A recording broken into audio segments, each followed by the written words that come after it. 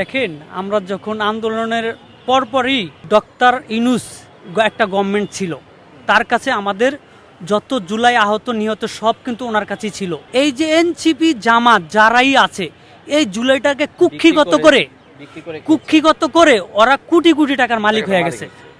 বিনিময়ে আমরা কিছুই পাই নাই। বর্তমান যে জনগণের সরকার প্রতিষ্ঠিত হয়েছে, আমাদের একটু স্বস্তি ফেলার জায়গা হয়েছে না।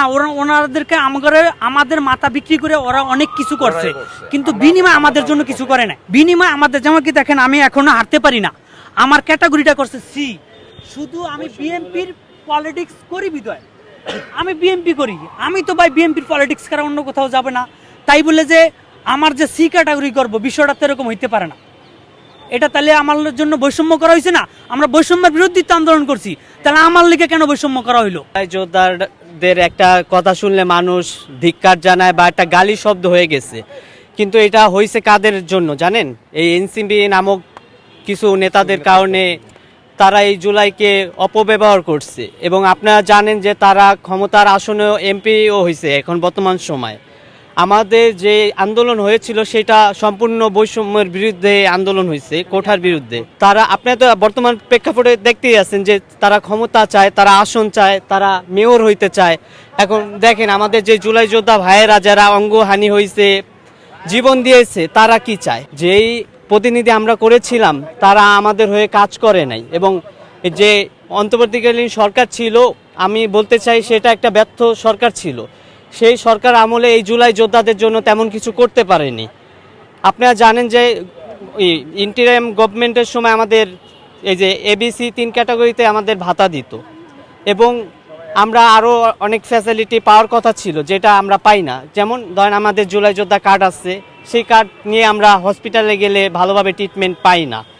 তো আমাদের যদি অন্তর্বর্তীকালীন সরকার আমাদের জন্য এত কিছু ভাবতো, চিন্তা করতো, অবশ্যই আমাদের ভালো কিছু করতো। এবং আপনারা জানেন আজকে জনগণের ভোটে বিএনপি সরকার নির্বাচিত হয়েছে, তারেক রহমান স্যার প্রধানমন্ত্রী হয়েছে, এবং আপনারা জানেন একটা বাজেটও আমাদের জন্য অলরেডি ঘোষণা হয়েছে। কিন্তু এই এনসিপি নামক একটা দল, যেই দলটা অন্তর্বর্তীকালীন সরকার আমলেই এই বিএনপিকে ভিলেন বানাতো, চাঁদাবাজ বিভিন্ন আখ্যা দিয়ে। আপনি দেখেন এই বাংলাদেশে বড় দল কিন্তু বিএনপি এবং আওয়ামী লীগ বা জামাত, 3টাই দল আছে মূল দল যারা চিনে মানুষ।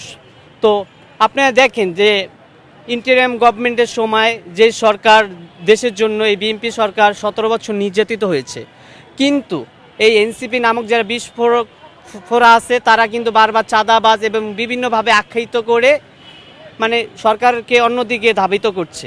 আপনারা জানেন আমাদের মাননীয় প্রধানমন্ত্রী জনাব তারেক রহমান, তিনি আমাদের আহত জুলাই যোদ্ধা এবং শহীদ পরিবারদের জন্য আমাদের জন্য বাজেট পাশ করেছেন। আমাদের জুলাই আহতদের সকল কল্যাণের সাথে তিনি আমাদের জন্য সর্বোচ্চ ব্যবস্থা নিচ্ছেন। একটি চক্রমহল, একটি রাজনৈতিক সংগঠন জামাত, এনসিপি, ওরা তাদের নিজস্ব ব্যক্তিগত ফায়দা লুটানোর জন্য বাংলাদেশ বিরোধী বিভিন্ন ধরনের তারা ষড়যন্ত্র চালাচ্ছে। জুলাই যোদ্ধারা শপথ নিলাম, দেশ গড়ার অংশ নিলাম, দেশ গড়ার অংশ নিলাম। জুলাই যোদ্ধাদের বাজে সফল হোক, সফল হোক। জুলাই যোদ্ধাদের বাজে সফল হোক, সফল হোক।